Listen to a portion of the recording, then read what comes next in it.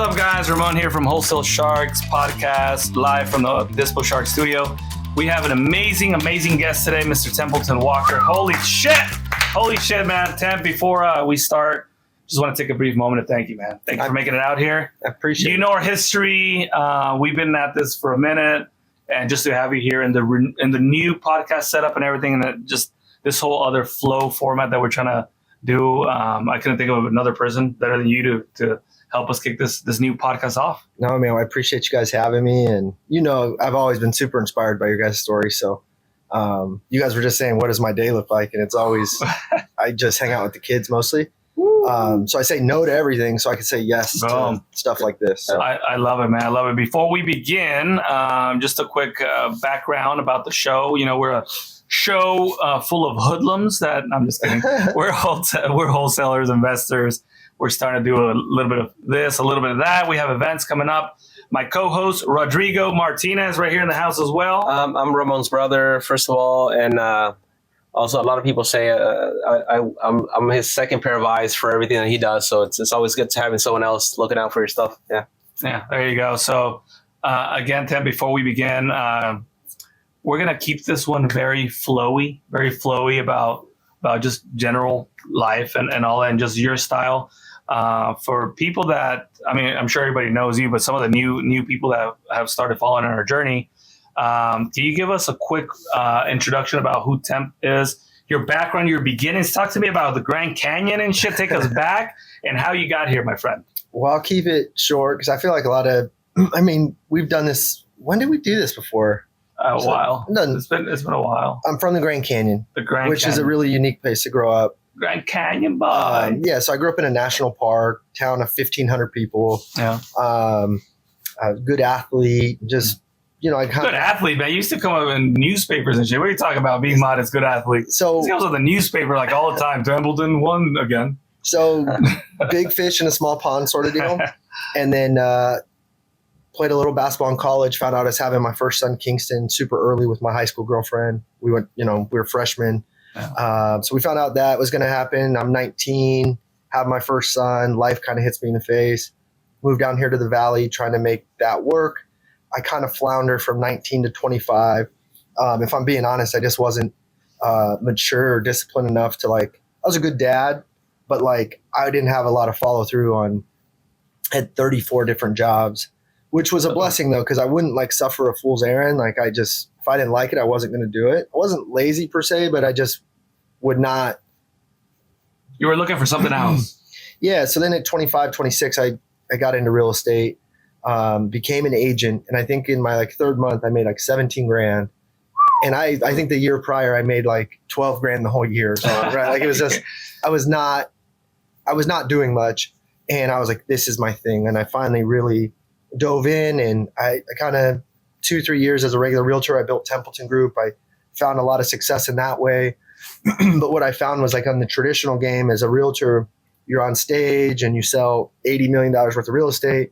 But the reality is the margins are pretty slim. And I was making good money, but I wasn't making great money. Yeah. And I'd look at these HUDs, and these investors were making $40,000, $50,000, $60,000. You're 3%. Yeah, and I made 9 or 10 or 12, and I was thankful for that. But I'm like, what is this person doing? What's going on? So that's 2015, 16. I found out what wholesaling was. I found out, what I'd kind of found flips for people, but I hadn't done my own. So I really immersed myself as an investor. In these last 5 or 6 years, I've laid some really great foundations in companies, and now I have 8 different companies and quite a bit of revenue and amazing partners and a really balanced life, I guess you'd say. Absolutely, man. Talking about life balance, man. Didn't you retire 2 years ago, by the way? Well, I thought I saw the message. You're all right, guys, I'm pretty much retired. So I was holy shit. My main focus for so long was to have my assets pay for my liabilities, right? Yeah. Have my cash flow exceed my monthly spend. And I thought I'd be I'm technically financially free. Yeah. But the reality is the moment I hit that mark, I was living super lean and investing into these cash flowing assets, which was a beautiful thing. That's really served me well. But what I found is when you're running businesses that need a lot of capital and you're flipping homes that need a lot of capital, the $12,000 a month that I was making in cash flow didn't make me feel free. It just felt like another $12,000 deal, which in our world is not, I'm thankful for a 12 grand deal, but it's not super substantial anymore. Yeah. So I thought I was retired, and I guess I could have been if I wanted to like stop there, but I didn't feel any more free. So I just got back to work, and I really love what I do. So I've quasi retired 5 times now where I'm like, all right, I'm done. If I had this much passive income, I'd be done. And then I buy businesses now. And if a business can make me, I always thought if I made 25 grand a month passive, I don't need to work. Yeah. And I've done that many times over now, and I still work, so I don't know. Yeah. I don't feel free. Well, I mean, I think it's just, one of the curses of the overachievers, Yeah. I think like when you feel like you got to where the goal is, did you maybe think, holy shit, that was going to take longer than this, right? You're like, what I found was like, I like the freedom, yeah. And then I enjoy just having peace of mind. So what I really try to stay, and I did a post on this morning or last night, I try to stay away from desire. Because when you're in desire for something, it's typically rooted in maybe envy or comparison. They say comparison is the thief of joy. Yeah. So when I'm desiring something, I'm living in anxiety of the future as opposed to just being here now, like in this moment at peace. Yeah. So I work very hard to just be at peace, let it flow to me, where in the past I was just this like tenacious dog, like always just like never satisfied. So you're not just born this way. You have to go through some stuff to eventually get to where you are right now. I don't think someone can tell you. Like I had to go on this journey to land where I am today, because when I was dead broke, people with money would say, well, money's not everything. And I'd be like, can we cuss? Yeah, most like, fuck yeah. I'd be like, fuck you. Money is like really important, right? Because I have none of it and I need it. Yeah. And then you get some money and you realize, okay, it isn't everything, but it's this tool that you utilize. But man, honestly, my thoughts were controlled by money for years as a business owner. Do you think that was kind of like a handicap when you were just focusing on the money, or did that help, or was it a pro or con? Did things get better once you focus on something else? It was a good thing when it came to building wealth and becoming financially free. It was a bad thing when it came to these other buckets in my life that are really important. Like one of my favorite quotes is like, some people are so poor, all they have is money. Woo. And I was that guy a little bit. Like I got fat. I drank too much. My relationships were kind of falling apart. Yeah. I have these other equities in my life, my faith, my family, my health, my hobbies and interests that were all, the moment the phone would ring, if it was money, none of that took priority over money. Money owned me. Yeah. So I'm happy to say that I've worked really hard to make sure that money is now number 5 for me. My faith is 1, my family is 2, my health is 3, my relationships and hobbies is 4, and money is the 5th tool. All it is a tool that I use to fuel those other buckets. But if you have a wheel, imagine you have this 5-spoke wheel and money is your only spoke, well, that wheel's going to break. Yeah. You got to be balanced. And I didn't know that in the past. However, I got a lot of money though, right? Like in the pursuit of money, I got money, but everything else fell apart. Yeah. So I wouldn't, I'm not a believer in regret. I wouldn't change anything, but I definitely look back on that temp and be like, oh, you weren't seeing the whole picture. I was living in fear. Yeah. Would you say that that's the right order for somebody at the beginning to focus on? Because I mean, what if you focus on it in another order and maybe the money doesn't come? Right? Do you think would you do it again in that same order? I would do it in the same order, but with more awareness that there's a great philosopher and angel investor named Naval Ravikant, but he just goes by Naval. And he talks about work, and the way a cow eats is they work and labor with their neck down all day, eating this grass. Like I equate that to a lot of people in the grind. Oh, I got to make 100 cold calls today. I got to da.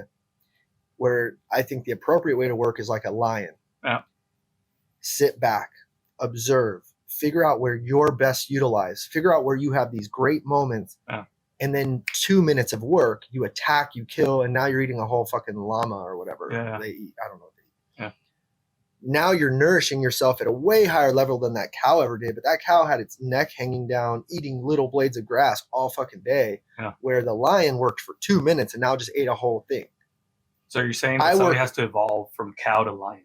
No, they need to understand that they might be a cow. They could be, but no, they have to understand how to work.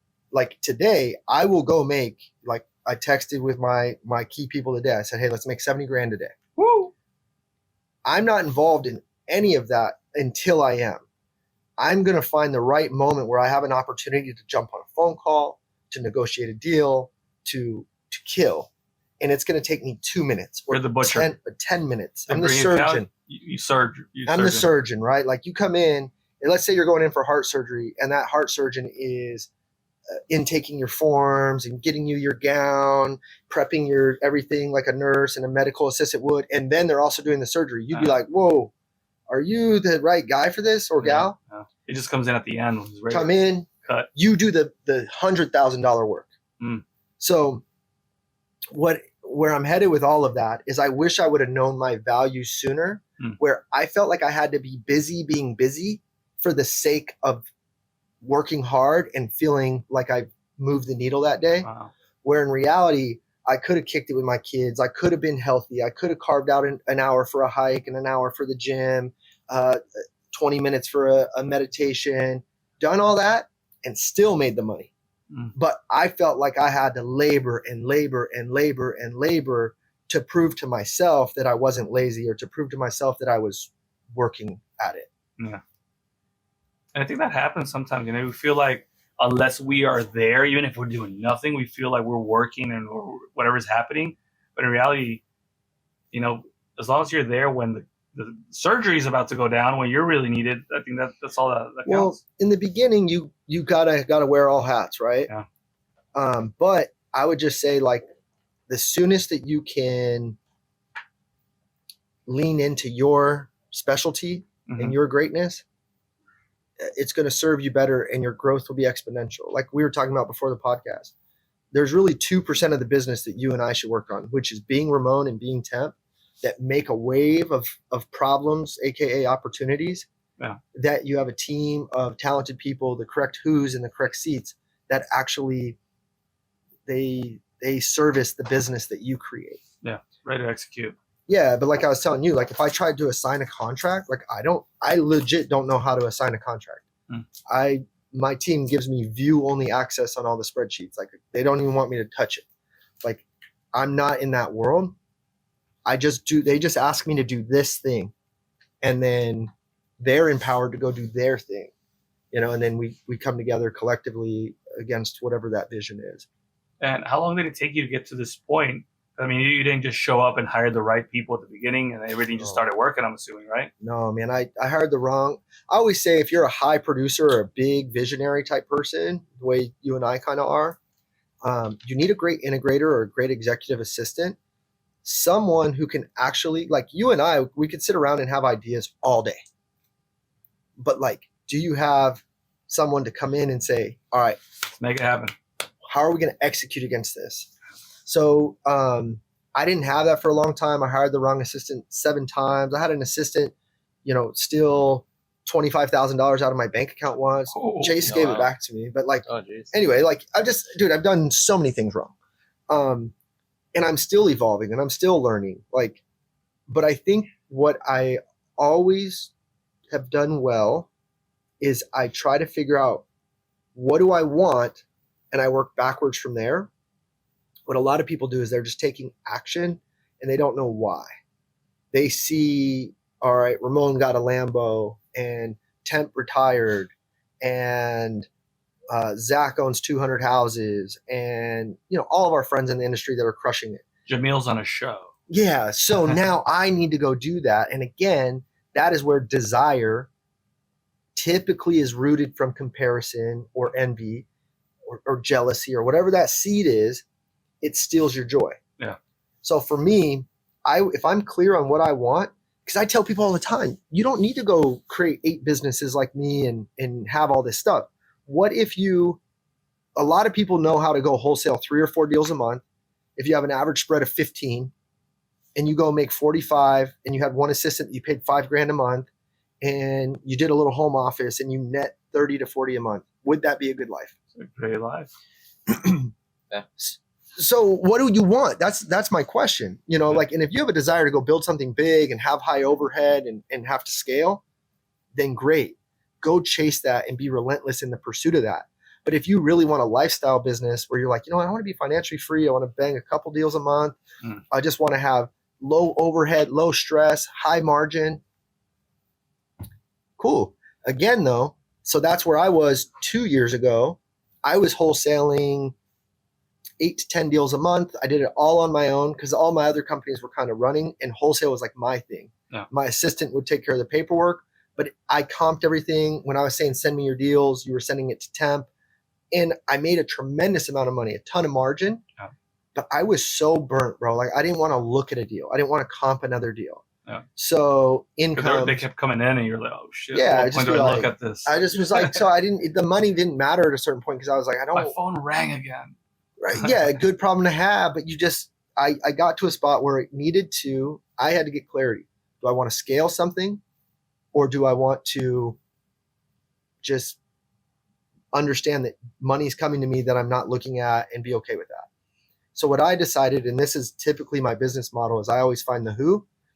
I find the integrator and the sweat equity partners who can go do the work off of the wave that I can create.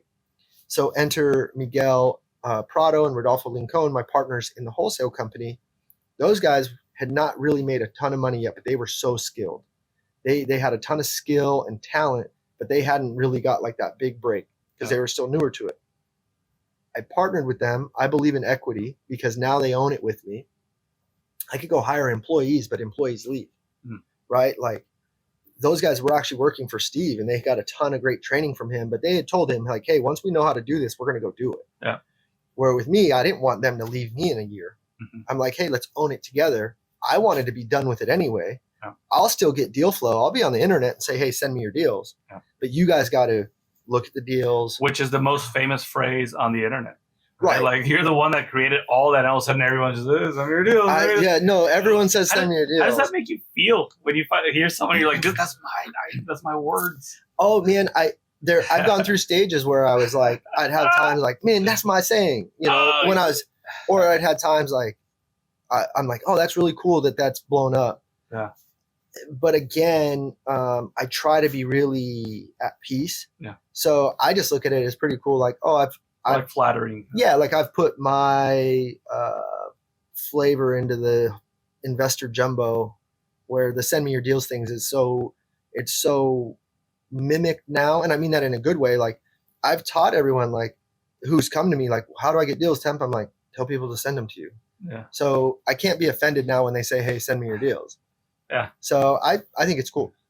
Yeah. No, I think that's awesome. We see it all everywhere. I'm like, damn, did that. I know, it's crazy. So yeah, I mean, I've been on the internet for a lot of years now saying, send me your deals, send me your deals.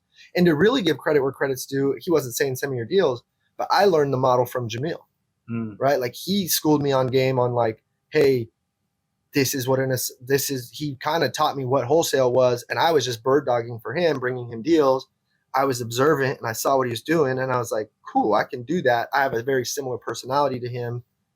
And R&D, rip off and duplicate. Oh. So when people R&D me, I don't mind. Yeah.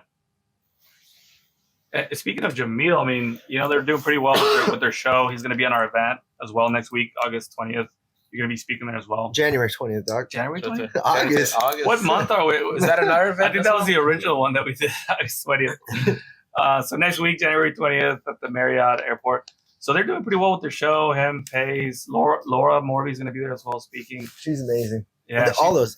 She's going to be like a couple of days from being due to give birth, and she's going to be on stage speaking. Hopefully she'll be there. I was supposed to officiate a wedding, one of my best friend's weddings 2 years ago. Yeah.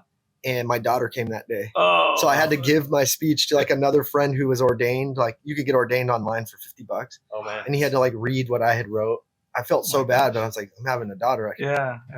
So on that note, I mean, what do you think of their show? I mean, have you had a chance to take a look at the show? No, I mean, dude, I love those guys. They're actually good friends. I've never watched an episode, but I haven't had cable or TV in 7 years. Oh. So I'm an avid reader, and I'm just like, if I watch something, I would love to watch their show. I actually tried to look it up and figure out, like, did one of my streaming services have it? Mm-hmm. And it didn't. So I haven't seen any episodes, but I've heard fantastic things. But I don't have TV. Yeah. Like if I watch anything, I watch YouTube, podcasts, business education, or I read. So to that point, I guess where I'm trying to go with that is, would you be interested in doing something like that at some point? Maybe some sort of TV? Because I mean, you're a natural at it. We look at some of your videos on YouTube and Instagram, wherever, and you have some high production stuff up there, man. The one where you're on the roof. The one where you're Natural Light song. Yeah, the Natural Light was a fucking classic. Dude. I still go back and watch that. I appreciate it. Amazing, dude. I think I've got to again have clarity. When I first met you, I thought you were on a TV show. When I saw your stuff, oh my god, this guy has his own TV show. No, the high production that everything that you do with such high production and quality level to it. Appreciate it. To where people are like, you don't half-ass things. You go all the way. Yeah. So I mean, well, no, would that be something in the horizon? It would, and I've had small inklings of opportunities, but it just didn't make sense. Where right now, and I'm really all in as just a dad, and my two, congrats on the new baby. Yeah, new babies. Again. Yeah. I've had 2 daughters in the last year and a half, so that's a blessing, but it's a lot, man. Like it's a lot. So a lot of my energy and focus is there, and I'm sure in my next chapter, like when the girls are in school, 7-8 hours a day, just like my boys are, it'll open up some capacity to like do more. But right now, man, I legit, like I was telling you, I don't take any meetings. I really only give my time to my internal team. And then to the wholesale. Because I'm sure people would love something like that. I mean, you're already doing it in real life. So I mean, it's really just a matter of putting camera people around you. I think you're like the real person that does real deals. So no, I appreciate it. And I think I would, if the right thing was there, I'd love it. But like one of the biggest things I try to stay away from anymore is being obligated to something I'm not aligned with. Yeah. Like there's no worse feeling having to do something that you don't want to do. Like torture. I won't do it. I won't do it. Like I had a meeting, and I've gotten better at this, right? Because I'm a yes man. Like I love saying yes. I love people, but I've gotten really good at saying no and valuing my time, where if it's not in congruency to my heart and what I'm wanting to do with my time. So a buddy, he had asked me to coffee, and I had an idea what he was going to ask me for. He was asking for $200,000 to start a restaurant. I didn't know that's what he was going to ask for, but I kind of had an idea. He had asked for an hour. I said, hey man, I got 30 minutes tomorrow morning. We could have a quick cup of coffee and I'll meet you. But he didn't tell me why he wanted to meet, but I kind of had an idea. It took him about 3 minutes to get started. And I said, dude, I love you. I got to stop you right here. The answer is no. I appreciate the opportunity. I appreciate you thinking of me for it. It is not in alignment with what I'm doing right now. And I ended the meeting and I left. Yeah. Not rude, but just, I don't want to waste his time. Yeah, where in the past, I would have sat for the whole hour, I would have heard the whole pitch, I would have went over the whole restaurant P&L and the menu, and the whole time inside, I'm like, you know what I mean? Isn't that horrible? Yeah, and it's horrible for everyone because I'm wasting his time and mine, where I've gotten really good at saying, you know what, guys, that's not a fit for me.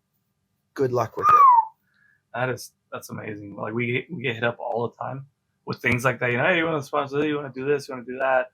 And it's so hard to say no, or like so hard to stop them in their tracks in the middle of their whole pitch, and turning, you're like, I think the ability to value your time, it's a big thing for us as well. Knowing that it's limited, like 24 hours. In reality, you can count them. How many hours do you use for your family, for yourself? I mean, how many hours you use to work out? So I think we've seen like the zone of genius for each person. I know that Ramon started the whole wholesale side of our business, and he wanted to incorporate me into the wholesale business. I was a full-time realtor, 5 years, and he said, "Man, I need you on my team now as a wholesaler." So the funny part was, he does massive action. Anything he starts, massive action. So I was seeing Even the if journey. it's painful. He became a web developer, right? Just I could become my own Indian. off of YouTube. Dude, But- I love what you do. He was trying to figure all that crazy stuff out. And the funny thing is that I'm more of a web developer and He knows all data that. guy because that's what I used to do. Intel, I used to do all this crazy shit. But I was seeing him suffering painfully building a Podio, and I'm looking at him. I'm like, this guy's gonna quit. I'm not Like, technological. I go and poke at things. He's not technically As you savvy. saw. But then when I noticed he built it all broken, like he asked me, hey man, you want to take over the disposition and start doing this stuff? I'm like, oh, okay, I'll give it a shot.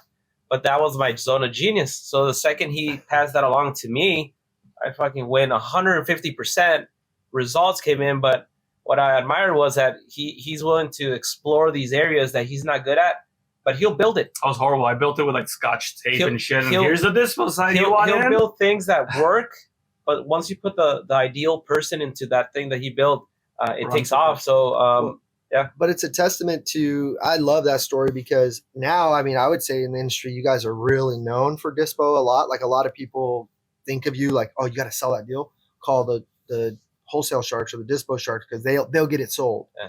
And to know that came from like this broken seed that you kind of watered and planted and it like sprouted, and then you got it in the correct person's hands who could really make it flourish. That is a stroke of genius. Where there's a great book, and I know you guys are reading a book a week, so you guys should read Who Not How by Dan Sullivan. Who not how? And it's On it. all about What are you this week?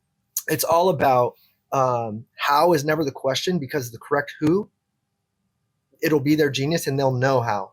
You know what I mean? Like he got it to a certain point, but you were the who. You were able to see the matrix and be like, oh, this makes sense to me. I'll grow it. Had he kept trying to mess with it, it would have never. You need it in the right whose hands. That's what I've done.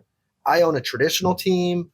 I own a title company. I own a wholesale company. I own a flipping company. I own a national transaction management company. Constant Close, by the way, if you have creative deals. Amazing concept, by the way. Yeah, Constant Close, Rochelle Jarvis, my partner, and then Chris, Miguel, and Rod. They're amazing. But like, I own all these things.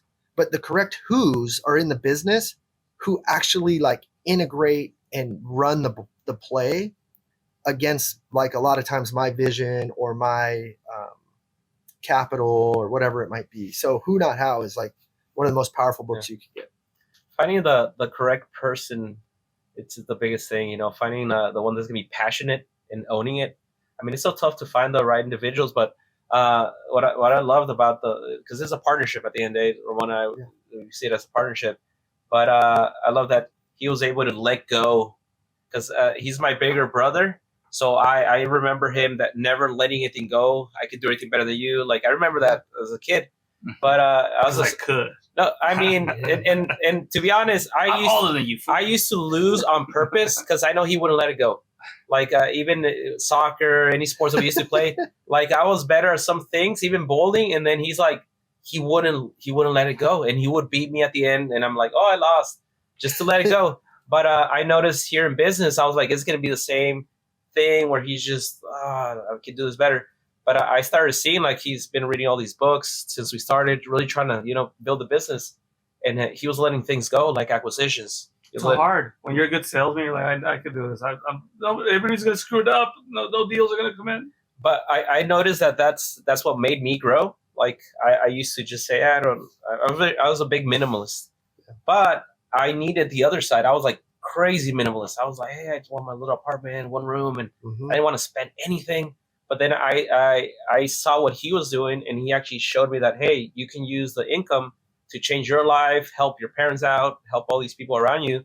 But that was the growth. So you get a person like me that actually sees the potential in monies and learning and provide the correct support. Then we started building something huge. So it's good teaming up with a person that's maybe the opposite of you.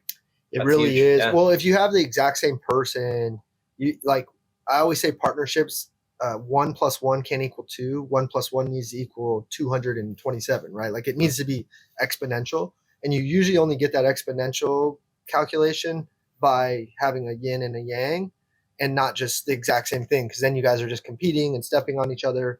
And then also to the point that you made about him like growing into the guy who's developed. He's not the same young kid anymore who has to win in his way.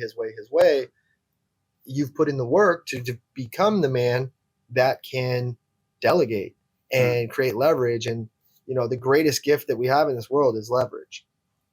Like if you can lead people and cast the correct vision against the correct opportunity, like me, like I don't work, but I get a lot done, if that makes sense. Yeah. Right.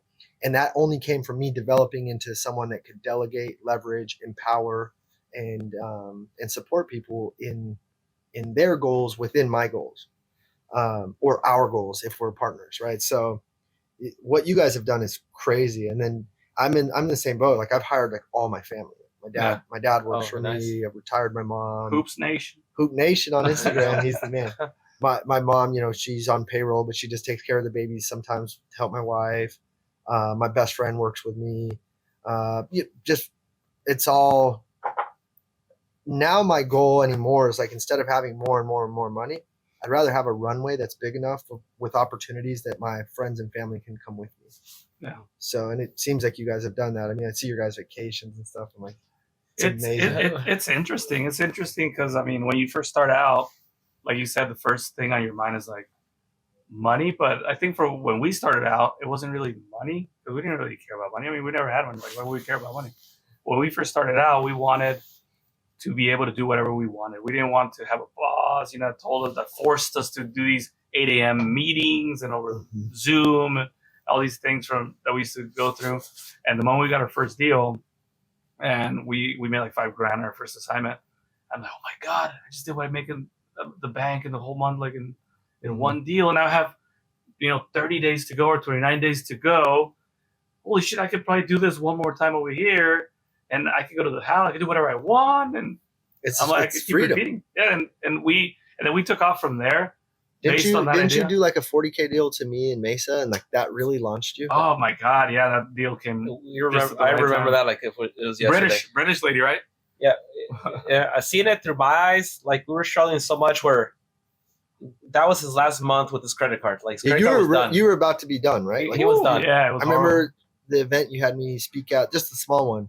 You told that story, and I was like, "Damn, I didn't realize you were like at the." He was pretty much done. I mean, we were just, running out of money like crazy. You know how wholesale is. We've invested in everything. We're like, oh shit. That deal came like from God or something, because he was like, "Oh man, I need a deal so bad." Well, the day end, we got a deal, right? And then the scumbags that assigned the deal to us wanted more money after they already had signed it. Oh, hey, we actually needed more.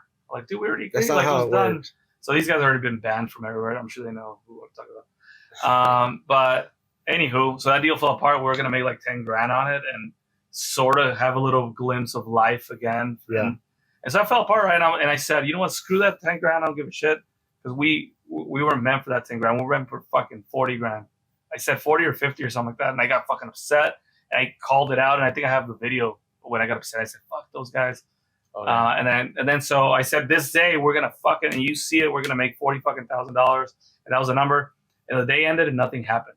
And I drove home, and I got to my kitchen, and I was sitting there just by myself at the kitchen table, and I opened up my laptop, and I'm like, fuck, okay, so nothing happened. It's 5 o'clock, day's over. What the hell? I went into Zen Call to hear the voicemails. I'm like, all right, well, I'm gonna get cussed out here real quick a few hundred times from all the people we bugged. And a voicemail's in there. Hey, somebody recommended me to you guys. I have a lady that wants to sell. She's in a rush. Let me know. I don't know. Somebody referred you. I don't know how the hell I got your number. I'm like, what? So I called her on the spot. Hey, yeah, somebody referred you. Yeah, it was probably one of my buddies. I have no clue where this realtor came from. It was a realtor. She got her number from a voicemail drop or something. Dude, that's amazing. And so she's like, yeah, here's the number of the lady. Call her. If you get her, just let me know so I can get paid my commission to her. Blah, blah. I called her on that same spot. And she's like, hey, your realtor asked me to call you, blah, blah. Yeah, I'm going through a divorce. I need so quick. Well, I ended up moving back to.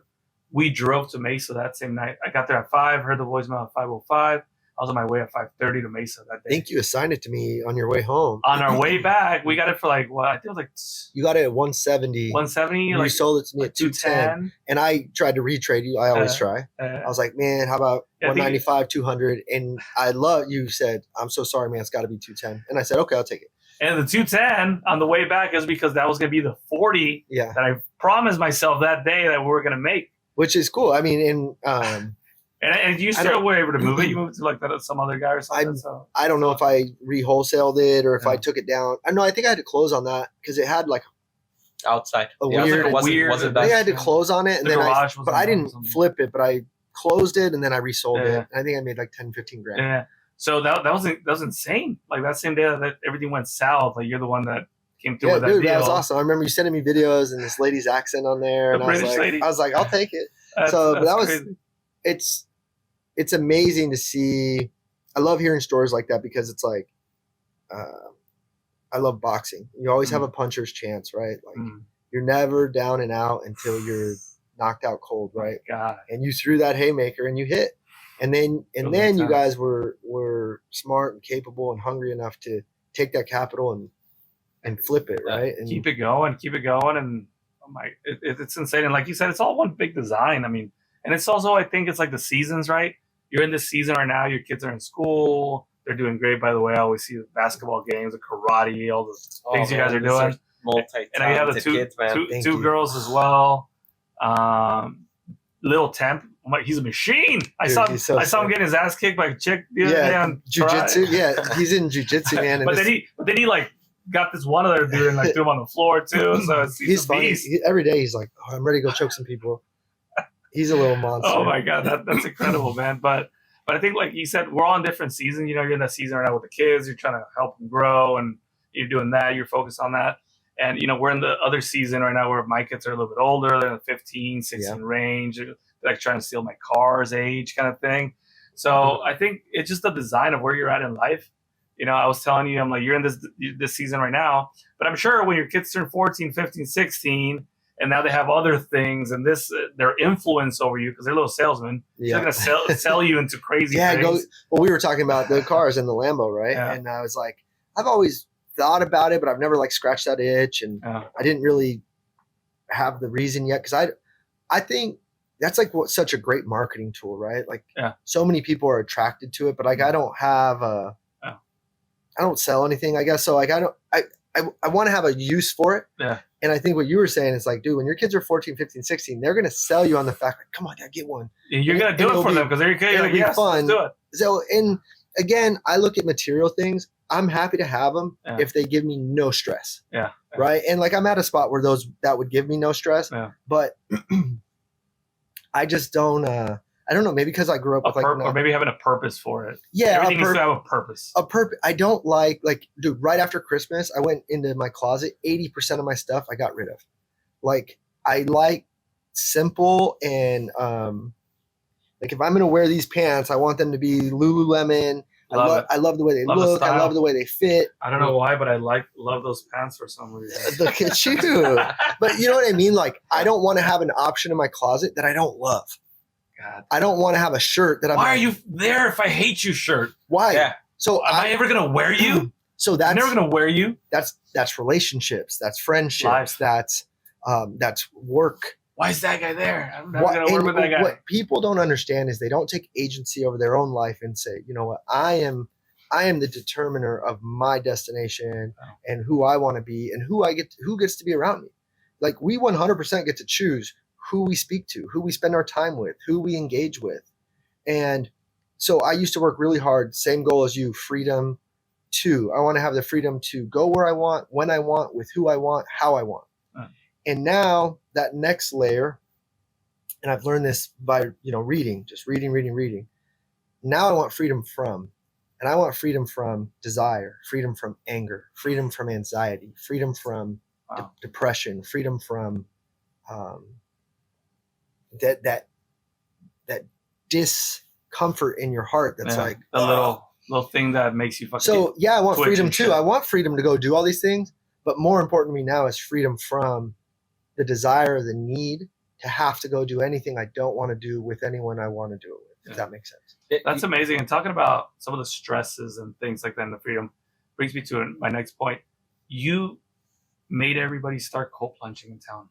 What the hell was that? Oh, about? yes, the first guy. Dude, I saw it from you. I'm like, why the hell is he freezing in a tub? Yeah. Like, you're the Wim Hof of Arizona. Like, nobody knew about cold plunge before you started that shit. You got to have your video guy clip this because no one's ever given me appropriate credit for that. Right? I think you're the first guy we saw. You're the guy in the cold plunge. I think Wim Hof jacked it from you. Like, nobody knew about cold plunging until they started seeing you, man. No, so I've been 3 or 4 years of cold plunging. Insane. And dude, I've finished podcasts. People say, "What's your one piece of advice?" And it's like, get in cold water. Yeah. And people are like, "What is that?" You've been talking about this forever. You're the only one I've ever seen. And all of a sudden, Wim Hof, Templeton. He's the one that's been doing it forever. No, but I did get it from Wim. Yeah. But like now, there's a ton of people in town. But you're the first one. Here, nobody else in Arizona has ever been cold plunging.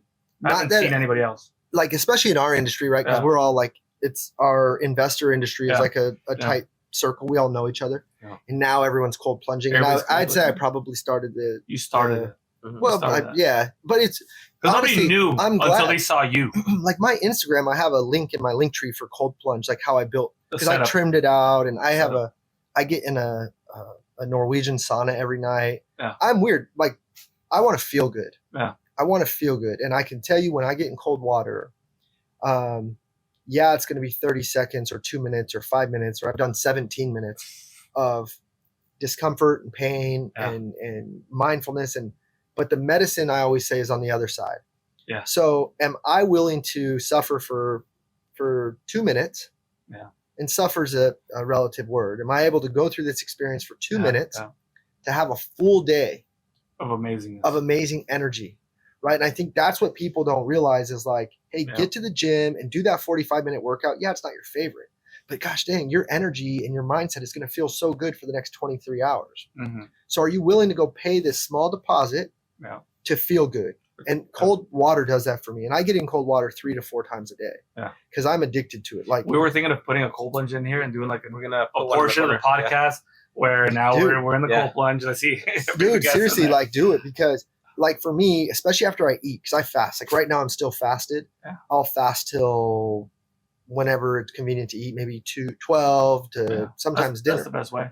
So I like to fast because I compare it to being, again, a lion analogy. I don't know anything about lions, but here I am talking about another lion on the Sharks podcast. Boom. But I feel like a hungry lion who hasn't eaten. Woo, like I'm ready to go hunt and kill, and I'm focused. As soon as I get food in me, I'm the lion that's under the tree, like yawning, ready for a nap. I don't know why food just triggers me in that way. Yeah. So usually after I eat, I have a little down in energy. And if I get in cold water, it brings me back. And I think it's like a reset. Like it just resets your whole shit. If you're stressed, some crazy shit went down, ups and downs. You get in there, you freeze, and you're like, oh shit, I don't give a shit about any of that. Like I'm frozen. Dude, you just, quite frankly, you get out. It's great for inflammation. It's great, like, neurologically for your body. It's amazing. Yep. But mentally and just I get like almost euphoric where I'm like, do you have that glow? Do you feel that glow afterwards? Your whole body's like glowing with that coldness? Yeah, so for me it's a game changer. I've done it, I'm 4, 5, I don't know. I've been doing it for a long time. Yeah. And it's one of my key habits. It's kind of a non-negotiable. Yeah. And then I included the sauna over a year ago. Yeah. I bought the sauna. Does that help as well with your process? Do you need both now? Are they like a must? I don't need both. The sauna needs more time, right? Like you really got to do a 20-minute session to start really like get it. So a cold plunge, you could jump in for 30 seconds to get something from it and feel good. A sauna, you kind of got to sit and you got to have time, which I don't have a ton of time because I have so many kids. Yeah. But I'm in the sauna usually every night, and I like going cold to hot. And then when you include the breathing is honestly probably the best thing we could do if you just practice the Wim Hof. You essentially hyperventilate yourself, 30 deep breaths, you bring it in, you oxygenate all the cells in your body. So now, typically us as human beings these days, we do everything shallow, including breathing. Like we're never fully oxygenating ourselves. Yeah, we don't breathe anymore. So if you really take in that body, your body is like, well, thank you. It's like, thank you for this oxygen, because that is like the lifeblood of what you need. Yeah. It's so oxygenated. Dude, I have helped people in their first session, and this is all from Wim Hof. It's not my thing. If I asked you to hold your breath right now, you'd probably hold it 30 seconds. You'd be like, 15. If we oxygenate and we do 3 rounds, you could hold your breath for 2.5, 3 minutes. No, You could. really. Yeah. Wow. It's So is that another unreal. thing that you'd recommend for people? Like, 100%. do the cold plunge, do this. So, question: how cold is your cold plunge? So my plunge, I have learned, like back in the day, I thought I had to You have always it at like fuck with that, 35. I thought I had to be like, I was like, God it damn. was so painful. I couldn't, 45 I is couldn't. horrible for me. So I like the 40s. I like a 40, nice 40, 45, up to even 45. 50, 52 Yeah. For a Somewhere longer in there. session. Yeah. And I get what I need out of it. I learned it's not a competition. Mm. Oh, I had colder water than you or this or that. Get what you need out of it. Yeah, but it So- feels like you're getting the bang for your buck. And right now, man, my pool sits at about 58 degrees. So sometimes I don't even get in the plunge. I just get in the pool and I do a little longer session. Like I'll do a 5-minute or a 6-minute. And I stretch my hip flexors, which a lot of people don't realize. Like, see how we're all sitting? Mhm. We're all day, we're cramped. Yeah. These hip flexors are just tight. Mhm. If you made a priority every day to stretch those for 10, 15 minutes, Yoga style. changes your life. No, these hip flexors, I'm telling you, everything will feel better. What the hell's a flexor? This muscle, Oh, it's here. this muscle that's So how do you do it? What do you do? you would Are you like It's like a yoga stretch. are you like bending that? Yeah. over, or do you bend Oh, backwards? Like what I'm is just it? gonna show you guys. Yeah, It's gonna no, be- fuck, Dave. What We'll, the hell's a It's like we'll this. use this thing, What's a man. All right, so put Oh. this knee down, Oh, put that okay. back? and then you go like Lunges, like a Go like- lunge, that. Yeah, lunges. but then you're like, this is what's stretching right now, That. and you just do that. And there's a couple other that you can do. I'm So that telling you. that one. Oh, like this. Yeah, but like full. Take that knee back 6 inches. Oh shit! And Oh, feel I that. feel your. How good is that? Holy Dude, I'm fuck! telling you, that will open up your hips, Ooh. your abdomen, Oh, your knees. Ah, Like, feels so good. Mine's a, Woo! You're right. dude. Right away. So everything for me now, I want to feel good. Yeah. Yeah, I'd like to look good, and Yeah. you know, I have some vanity and ego in me. You know, I'm obviously always trying to work You're on definitely that. a shoe guy. We always see your shoe game. So Oh, you got I the like shoe kicks. game. Yeah, like I have that We in just me. started the shoe game. We were out of the shoe game. Dude, shoe game's And fun. they got me into the shoe game, and I went on a crazy shoe shopping spree in Vegas. And Dude, just like fucking 3 boxes full of shoes. do you have StockX on your phone? I've heard of it. Is that the spot? That's where the heat's at. That's where it is. It's authenticated. They have to send it in, make sure it's real, and then, Oh. dude, there's a low key app called DH Gate from China. And you can get stuff that it looks just like the real thing, Yeah. but it's fake. Yeah, but does it feel? But I always feel look- okay. Yeah, and I actually am to call it what I'm rich, right? So like whether it's fake or real, people are gonna assume my shit's real, Yeah, but it might be fake. like that Rolex you're wearing. Oh, yeah, I got these meditation strings. That rope, like that fancy rope Yeah. you're wearing. People think it's real. No, so if you want it though, like is that a real rope? That rope That's- real? yeah, this real string. I believe you. I heard that from Manny Ramirez. He was a really good baseball player back in the day. Yeah. And he would wear fake cubic zirconian earrings all the time. And they're like, why do you wear that? And he's like, because I'm Manny Ramirez. And people are going to think it's real. He goes, so what does it matter? You know, that's what they say. Like they say the celebrities don't wear anything real. Yeah, they're like, because I why wear a would fucking you? number? Like, So somebody's Jackson. why would I go spend $100,000 on studs when And I could go? I can really spend- afford it, but then why wear it? in typically materialistic things, yes, there's cases where they give you joy, and those are the things you should own. If Yeah. they give you joy and you love Pleasure. them, That this, you know, I could buy a Walmart vest, but this is a Lululemon vest. It's a couple $100. Mm. I really like wearing it. It's really good quality. helps you with your aura, your vibe, Right. So cool. energy. However, what energy does it give you? I have worn big watches and certain stuff that I 100%. It was uncomfortable and You're like, why the clunky. fuck am I wearing But this? God dang it, I wanted you to realize that I had a really cool watch on, and I wanted you to see me as more valuable because of it. because of watch. hmm And It's all true. It's all fucking true. so, But I guess you that's- hit a good point. Like if it's for you and it's for the energy for you, if it makes you a love better watches, person. and when you wear that gold Rolex, if feel you're just like, I'm going amazing. to close a deal today, I feel so good. you're getting Dope, wear getting it, it. right? Like if it's for you. But the moment that you start to have things for the perception of other people or the validation of other people, you're playing a losing game because Warren Buffett. Guy lives in the same fucking house. He's Yeah. lived his whole life. He could afford to live in a castle. So- And he goes to McDonald's, right? Did you see that? I love that. He buys Have you the watched that fuck- documentary? Yeah, I saw so, and he gets the So exact His car's change. not even His that- wife puts the exact change Yeah, in his car. and he's like, this might be a 2 Egg McMuffin day. Oh, jeez. Yeah, But he doesn't give a fuck because everybody knows he can afford shit, so he doesn't give a shit. So I think he gets more of a high out of that, right? One of the best compliments someone gave me, I've been fortunate to have a few people like attach. I always say attach your boat to a bigger boat, and I've had a few people enter my life that I've helped change their trajectory because they did what I taught them. Yeah. And one of them, my buddy Devin, he's done really well for himself. But Burr. Yeah, my buddy Devin Burr. That video you guys made with the Burr. Like when you say me that, Burr. He's awesome. And shout out, Devin. Shout out. He's one of the guys who really took what I told him and he implemented it. And he always... Guy's a fucking smart guy. He's super smart. Smart fucking guy. One of the best compliments he gave me, he goes, Temp, no offense, when I first started riding with you, I saw you making this money and he goes, I would have thought you made like 80 grand or 100 grand a year. And I was like, hell yeah, that makes me happy because I live in a way that I try to have things. Yes, I have nice vehicles and this and that and a pretty nice house and but I live in a way that serves me. And I've really worked hard to try to cut out the things that I am buying because the world tells me I should. Yeah. Because fuck you. I buy what I want. Fucking rope. I unplug. Give me my goddamn rope. Yeah, exactly. I do my best. Like I always think like if an alien flew down and looked at our world, we would look like ants in a maze, and most of us would look like we have blindfolds and headphones on, and we're all just like these zombies. I want to be the ant that's over here breakdancing and popping lock in and being like, fuck the system. I'm doing it my way. Yeah. And all of these things that you're telling me I need to be, or I have to be, or I have to own, or. So do you think once people don't expect it from you, then you're gonna be like, yeah, well now I'm getting it because I don't give a shit because nobody expects it. So now I'm gonna do it because you don't expect it. Whatever I do will 100% be because I decided to, and it will have no correlation to what people expected or didn't expect. That's what's cool. Is like it's true. I've seen like you bought that one car the other day, like weird old ass car for video. Yeah, so you just go and do random shit. But it's 100% predicated on my desire as opposed to. Were you out there like at 11 at night trying like buying a car? Oh, dude, I buy old Cadillacs sometimes and. Dude, me and my wife went to bed. Like I'm in my chonies, like on my phone, and she falls asleep.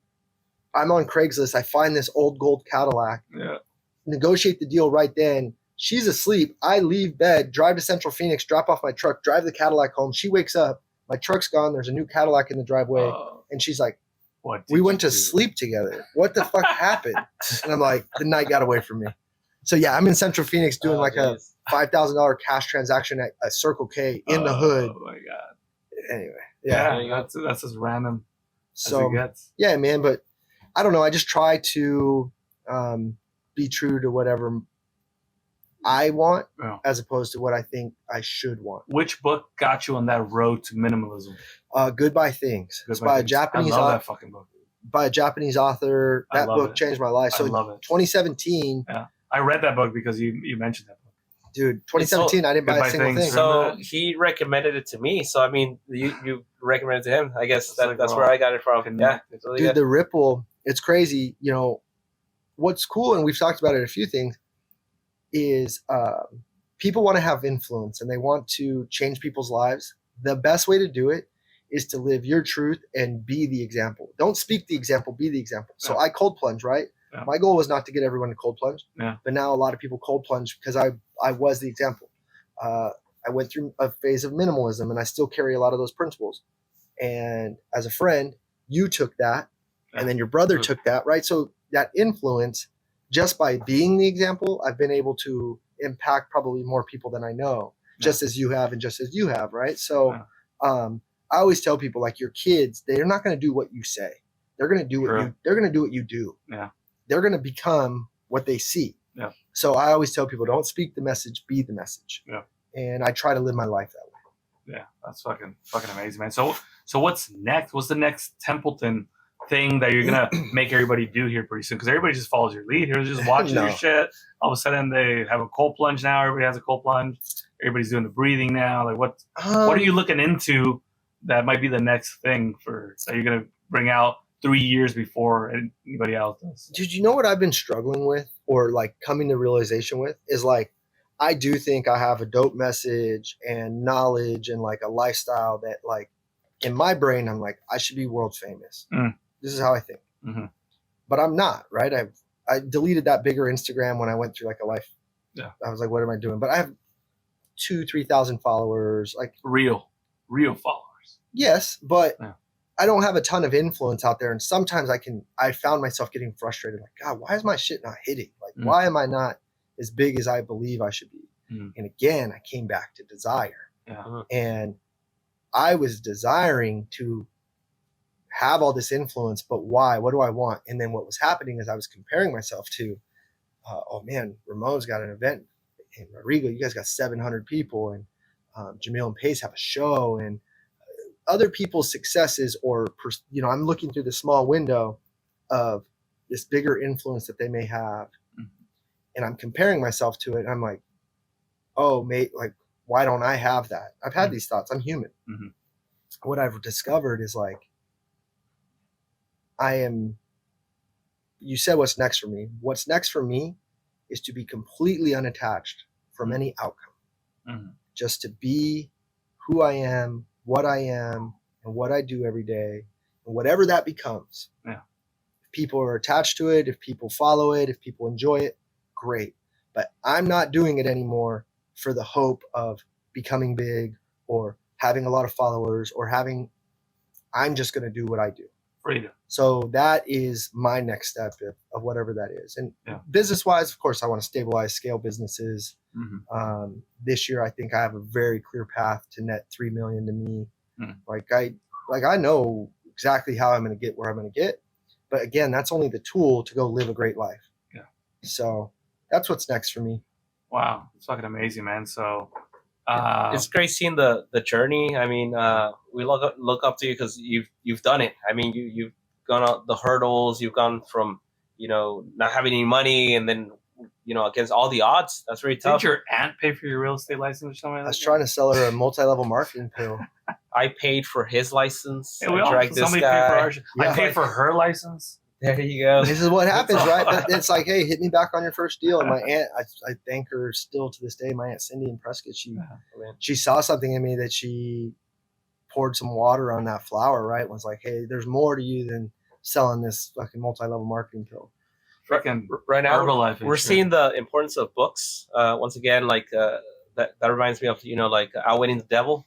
You get all these my things. My favorite book of all time. And you just describe the things where you see something else, and it might creep up as something good, and then it'll just go in there and basically infiltrate and have you desiring things that you shouldn't. So we have a challenge of one book a week with this guy. I mean, the first one is Multipliers. We went through that last week, and it's very interesting because the whole week I'm just thinking to myself, oh my gosh, I'm a diminisher. Or I'm doing this, I'm doing that. So it's very frightening at the same time, because whatever I'll listen to, I'll put into practice, and then I'll become, I'll start learning and creating. So I'm scared. I'm super scared of the whole 52 book idea, just because you imagine all that crazy shit that we're gonna have in our heads after 52. Well, so I read probably, and I listen to a lot of books. Yeah, same. It's all audio. And I do read a lot of physical books too. I probably read 80 to 100 books a year. Holy shit. Again, I don't have cable. I don't have it's like what I do. Yeah. And what I can say is each book is maybe $15. Yeah. And if you take one piece, one thing that you can put in your tool belt and become better from, it's worth it. So again, start with the end in mind. Why are you reading it? Don't read 52 books because you think you're supposed to read 52 books. Yeah, definitely. No. Read 52 books because you have an idea of who you want to be, and this is going to help get you there. So I love the fact, and then also you know what I don't think a lot of entrepreneurs or hard chargers like us do. We don't give ourselves a lot of grace for we beat ourselves up sometimes for being that diminisher that day. Yeah. And it's like, what's really cool and what you should give yourself credit for is that you're self-aware enough to evaluate who you are and who you're becoming and who you want to be. Yeah. That's powerful. The fact that you can look inward and take a stand. Yeah, and say, oh my gosh, this is how I'm being. Most people are so unaware of their pitfalls, and they're unwilling to be honest with themselves to say, gosh, this is a hole. And they're probably that cow that just has their head on the floor eating grass and shit. Can't really see around themselves. Yeah, they're unwilling to say, gosh, you know where I was telling my biggest lie, you guys? I had a problem with alcohol. I didn't drink every day. I didn't come home and drink. But if I got the opportunity to drink, I wanted to like party hard and tie one on. And sometimes that was great for everyone. And sometimes 1 out of 10 times it was bad. And then I'd have a 3, 4, 5 day depression after, because I would feel like, why did I, the crash? Why did I buy a table? And who knows? Hard to say that out loud, but that was the truth. Right. So I think that's where these books, what they allowed me to do was to look internally, become self-aware, and give myself a grace and give myself an honest assessment of like, dude, who are you? And in some areas, dude, I was a liar. I was lying to myself. In order to lie to anyone else or to lie to the world, you first have to lie to yourself, because you have to believe that lie. And I had to look at what were those. And that drinking was just one of them. Do you drink still? Yeah, no. So I have a really healthy relationship with alcohol now. I was gonna invite you to a drink at the event. I'm like, I don't want to. A drink. No, I'm not. He starts dancing on stage. No, I'm not. Moscato. No, I'm probably embellishing how. Like, it doesn't have. It doesn't have to get away. Here's from you. Here's the thing. It used to be a thing that I had to worry about, and now it's just a thing of like, oh, if I have a drink or don't have a drink, it really doesn't matter. Yeah. Where I had to become, I always tell people, me at 28, I couldn't carry the load that I carry now. At 30, I had to become the guy who could carry the pressure that I now carry. Me at 34 today, man, the amount of weight that I have on me, I'm built for it, but I put in the work to become him. And me at 40, I can't even imagine who I'll have to be there to carry whatever that load looks like, right? But I have faith I'm going to show up every day and develop into the guy who becomes him. So anyway, all that being said, yes, I can have a drink. I'll have a great time. But what I won't do anymore is beer, have 7 drinks. No, I can drink whatever. I won't have 7 drinks and then look at my schedule the next day and start canceling appointments and tell my wife, like, sorry, babe, like, I worked so hard. I deserve this. You know it. One time. You know what I mean? Like, you start making these justifications. So, that's just me being transparent. Like, hopefully if people are listening to this, they can look at their biggest lie and be like, I'm not going to do that anymore. It doesn't have to be drinking. It could be, we all have bullshit in us. And if we can strip that away, it's powerful. And I think to bring all that back, reading those books helps you do that. Yeah, absolutely, man. So you're going to be at the event next week, January 20th. What's in store for the people? I mean, we have almost close to 800 registered. Everybody better show up, man. 800 registered and like 10 show up. Anywho, what's in store for the guests? Like, what are you going to be talking about? What's the topic? Like, what should they expect? So any surprises? Well, it won't be a surprise. You're going to be giving out free ropes. Yeah, it won't be a surprise if I say it now. But no, I think when I don't give my time to a lot of people anymore, and I do, like, you're only as valuable as you believe you are. And I honestly think an hour with me can change someone's life. Oh yeah. I truly believe that. So my message would be to whoever's going to come to that event, the words you're receiving, the message you're receiving is only as powerful as you believe it is. Yeah. So what I hit you with that day, if you truly soak it in and go take action on it to do what you guys have done so well, your life can change on the 20th. Yeah. That could be the catalyst. That could be the spark that changes everything. But you have to decide, do you want it to be? Because I can teach you how to create deal flow. I can teach you how to be profitable. I can teach you how to scale companies. I can teach you how to correctly structure leverage and create a really dope life. I can speak about all that, which I probably will. But none of that matters unless you decide you're ready to go fucking do it. Yeah. I remember at our first event, we had a guy that owned a restaurant, and after that he took his brother with him to the event just to show him what he was doing, and maybe he could talk him into get into this. And then we spoke to him a month later. They shut down the restaurant, they closed it out, and he just went on full force into real estate now and wholesaling, and they're doing deals. And that's amazing. That's incredible how much impact really believing and trusting can have in terms of like an impact for people. These guys shut down a 8-year-old restaurant that they used to have just to go full force into it. So It's true. Somebody will take some of your words and they'll go in a different direction, but only if they want to. You can't really force anybody to do anything they don't believe in. Yeah, man. So, and then, if people need the track record, it's like, we'll buy probably 500 deals this year. I think we can go make 6 or 7 million top line and net 4 or 5 million. Like, I run and that's just one of my companies. So, do I think you should come? Do I think you should listen to what I say? Yeah. If what I've built is something that you go, man, that's pretty cool. I would love to build something similar. Then you should listen. Absolutely, man. Absolutely.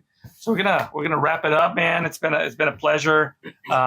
Again, if anybody has any deals, my guy Temp is always buying deals. Like, we sell you a lot of deals as well. Yeah, I appreciate it. Sold you that one by like Camelback. That one did good. Airbnb. Yeah. It was like an I think you Airbnb. could do like an Airbnb for some. Oh, Yeah. you know what? That went well, or No, I lost money on that. But what? that's No, okay. really? Yeah, no stress, dude. Like, I broke my rule. I don't buy on main roads. The main fucking And road, that right? But it was like right off of Camelback. no, I was gonna Airbnb it, and I just have had some philosophy changes the way I want to own houses because I own a lot of long term. So long story short, don't stress, dude. I think we still we make. You can't go do 30 deals. And if 3 or 4 go wrong, which that one did, the other 25, 26. Did it go like super wrong? Like, how horrible did it go? No, Did you put in too much work no, we into flipped. it? We just couldn't get our number. But I think we lost 20 grand on a flip. 20 grand? Not a big deal. Don't stress. I mean, I'm like staring at the camera.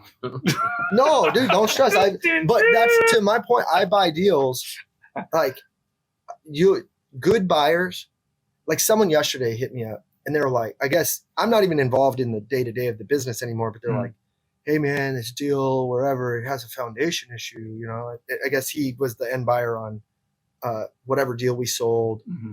And he's like calling me to kind of like get out of the deal, I guess. And I'm like, well, first of all, I don't have the authority to undermine my team and whatever transpire. Yeah. I don't know. He got it with the team, and then he wanted to go around and go straight like to go to me to like get him out. Yeah. So I said, dude, you're going to have to deal with whatever you have to deal with. If I can help and give a good word, but like, there's too many people out here who try to buy deals and then they try to up their price on you like those people did to you. Oh, yeah. They try to back out.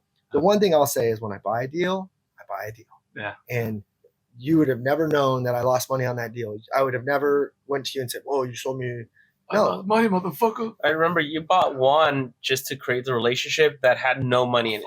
I did that once. I bought it was very thin, and I'm like, we're probably going to break even maybe, but I want to build this relationship with these guys that are supposedly doing a lot of deals. Mm-hmm. Maybe we'll do more business after I just break even, or maybe even if I lose a little, I'll make it up in the other deals that we do. Yeah. And those motherfuckers never sent me anything back. I mean, they just spoke that like they did a lot. They but talked a big game. Dude, here's the thing. Here's what I've learned too. And remember, right? Like, I try to stay away from desire and comparison. Yeah.